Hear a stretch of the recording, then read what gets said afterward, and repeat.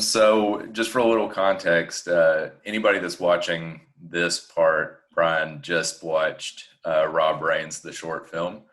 And I was hoping because the story that they just watched actually happened to you and somebody else. And I know that it's been like, what, 8 or 9 years ago, maybe even a little bit more.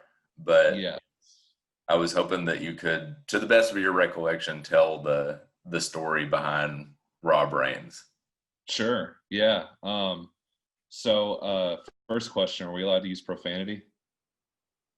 Yeah, so they just watched like the director's cut, so Oh, it would sweet. have all the swear words that you told me that were Lovely. Okay, used. cool, cool. All right, awesome. So that's key to the story.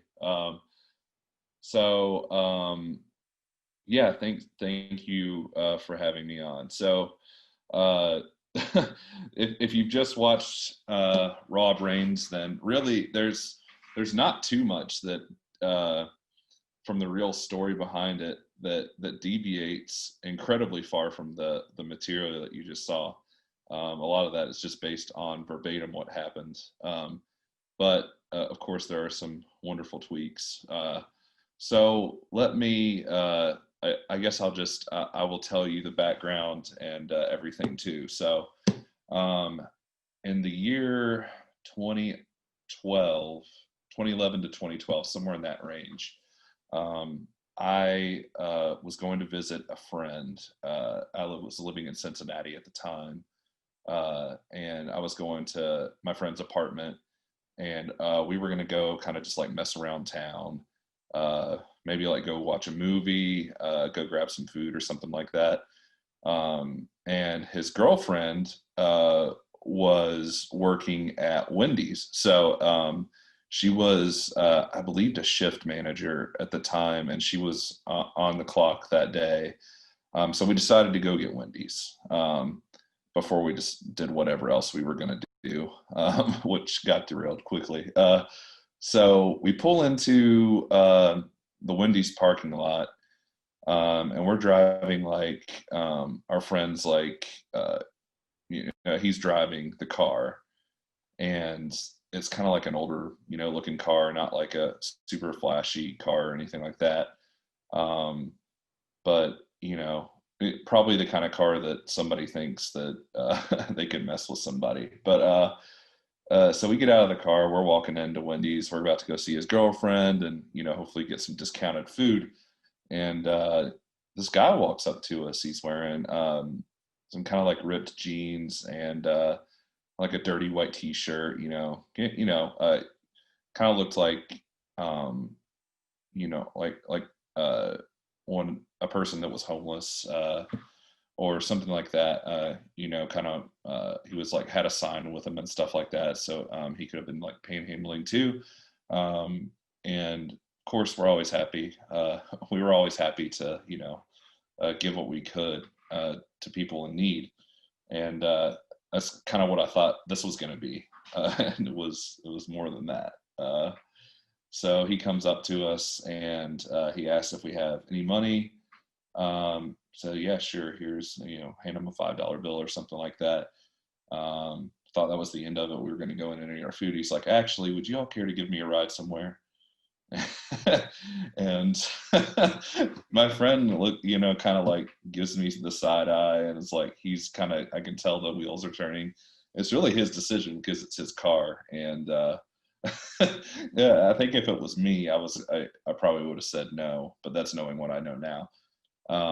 And uh, he thinks about it for a minute, and I try to say like, actually, we're here to see his girlfriend. She works here, and we're kind of on a schedule or whatever. And I kind of like try to derail it, and he's like, no, no, it's okay. She can wait, and it's like just like super overly accommodating. Really, I'm going to really jump wonderful in guy. real quick and ask a question. Do you, before you get too far into the story, have you ever found out exactly why he said yes? Because I know who you're talking about, and it's not me, for the record. And this person is not someone that I think of as being like overly accommodating to a kind of an oddball. Yeah, sure, sure. I don't know the answer to that. I wish I did. It's probably my if I had to project, I think actually no, you know what? It is coming back to me. He did say that if he was alone, he would have said no, but since he was with me, he would have said yes. So I think he's like, well, if you get murdered first, then Yeah, while he's while I'll at least know it's on the table, and that's one of the options that could happen. right, So while the stranger is murdering you, it gives him a chance to get away. exactly, yeah. So, um, but why he felt the need to be accommodating, I don't know. But I do know that he was willing to let me be a sacrifice to the cause if need be. So, which is fine. I'm a good deal bigger than this guy. He's always been kind of like the lean, running type, and I've always been the not lean sitting type. So that's kind of the way I've been rolling. But so okay, so he says yes, and I'm a little nervous, but it's like I don't know because I don't really know where he wants to go. So he said he's holding a sign. He gets in the car. He's holding a sign. I don't recall what it said, and he's holding like a gas can. I think I think his car. He said his car may have broken down, which could very well be true. Um, if I'm remembering that correctly. So he says, "Hey, can you all take me to a gas station to get gas?" And we're like, "Sure." So we drive up the road. The nearest gas station is like a block away. It's a Speedway. We're sitting in here. What's the seating arrangement? Who's sitting where? So our new friend was in the back seat, and I'm in the passenger seat, and my friend is driving. So he goes in. We're both sitting in the front seat. And we're kind of like, what the hell is this guy doing? And he walks in with the gas can. It's kind of like, and we can see we're parked, but we're facing inside the store, so we can see him in the window talking to the clerk at the front of the counter. And he's like holding it up, and I can see that the person behind the counter is getting very agitated. And she comes around from behind the counter, and kind of is like shooing him outside. And so he comes out the door, and the guy's like yelling back at the woman, like as she's closing the door. He's like, "Fine, I don't need you anyway," and like just like waving his gas can around, protesting whatever has happened in there. And he gets back in the car, and my friend is like, "Hey man, what happened in there?" And he's like, "I don't know. They're always after me. Every time I go in there, they're mean to me or whatever." So I'm thinking that he was a regular guest that was either always asking for something or always causing a disturbance of some kind. So I think that upped the tension a little bit in the car for sure, because we're like, okay, this guy is, confirmation this guy's probably a loose cannon. So so now he's like, all right, I'm going to give you an address, and can we go there? It's really not that far. So we're like, okay. So now that we've not gotten gas, we're going to take you to your second location. So we go down the road, 5 miles, 3 to 5 miles of being in the car, and he wasn't doing anything strange or saying anything strange, and we were just kind of having like a normal conversation. And we make a turn. He tells us where to turn, and we make a right turn. And it's by like some of these businesses, and then there's we pass. Since we just made the turn, we were going kind of slow, like maybe 15, 20 miles an hour. And we passed this woman walking down the road. Looks like maybe she was going to work, like holding a bag. And he rolls down his window and he screams, "Fuck you, bitch!" And it's just like as loud as he can. And we're like, what the fuck is this guy doing? And he rolls back up the window and it's like cackling maniacally, like thought that was the funniest shit that one could do. And my friend and I are very nervous. We're like, I mean, I mean, super messed up to do that. And my friend asked, "Did you know her?" And he's like, "No, I just wanted to fuck with her. I wanted to fuck with somebody today."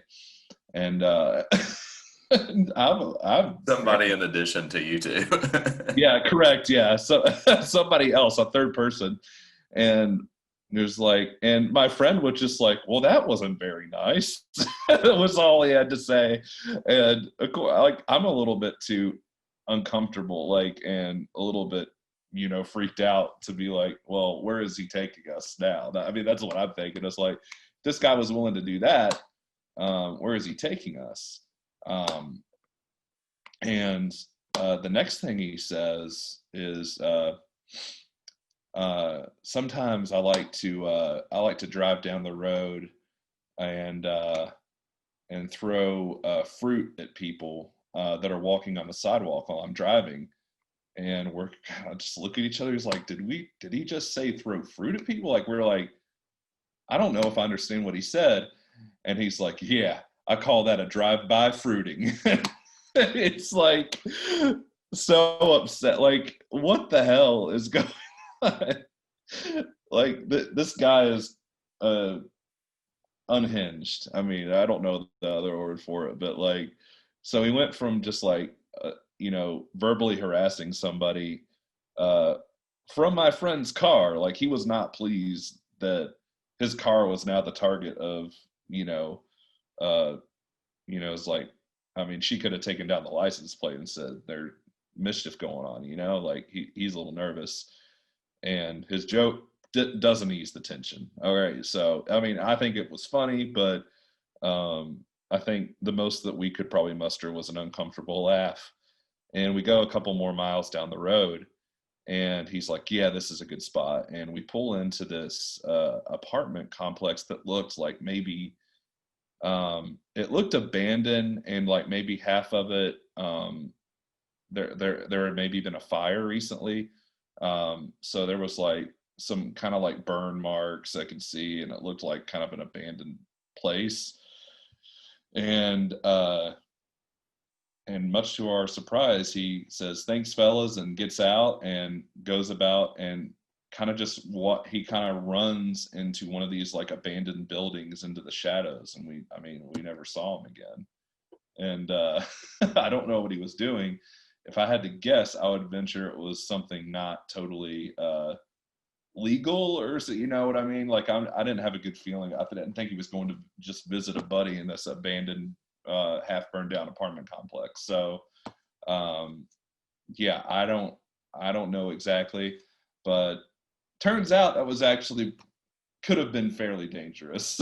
So I think my decision making was probably the one that should have won out. But yeah, so we go we go back to Wendy's like 45 minutes later. We're back where we started, and we get out of the car, and I'm just like, "Hey, if anybody else comes up and needs a ride, can we say no next time?" Like, like, I am hungry now, and like I almost like, I don't know. I didn't know if I was gonna actually be able to eat food again, after that. So um, Have you ever picked up a hitchhiker since then? I have picked up a hitchhiker since then. Yeah. Just couldn't learn So your lesson, could you? yeah, didn't learn my lesson. So it was definitely. So you're familiar with the restaurant Tallyho, correct? With Talia? Oh yeah. Yeah, I've heard of Oh it. yeah, I know. That was I know we've gone there many times, but so I went there for lunch by myself one day when I was working, because I think I was like coming back from a car appointment or something, and had my car like all cleaned up and had like its oil change or whatever, and it was on the way back to work. So I stopped in there, got something to eat, kind of just trying to scroll through email and avoid going back. And uh, I eat and I come back out, and I get in my car, and a woman comes, a fairly young woman comes and knocks on my door. It looks like maybe she was in her 30s or early 40s, something like that. Um, and she asked for a ride. And this is like maybe December 20th or 19th, something really close to Christmas. So she gets, I was like, sure. She said she needs a ride to the dentist. I'm like, cool. And she was extremely pleasant. It was about a 20-minute car ride. I got her to her dentist. It was an actual dentist office. She walks in, and and we just talked about like the presents that she was wanted to get her kids and stuff. And it was not against my better judgment. That one actually kind of worked out okay. So um, just yeah, give somebody a ride. But And then you um, killed her. correct, yeah. Yeah.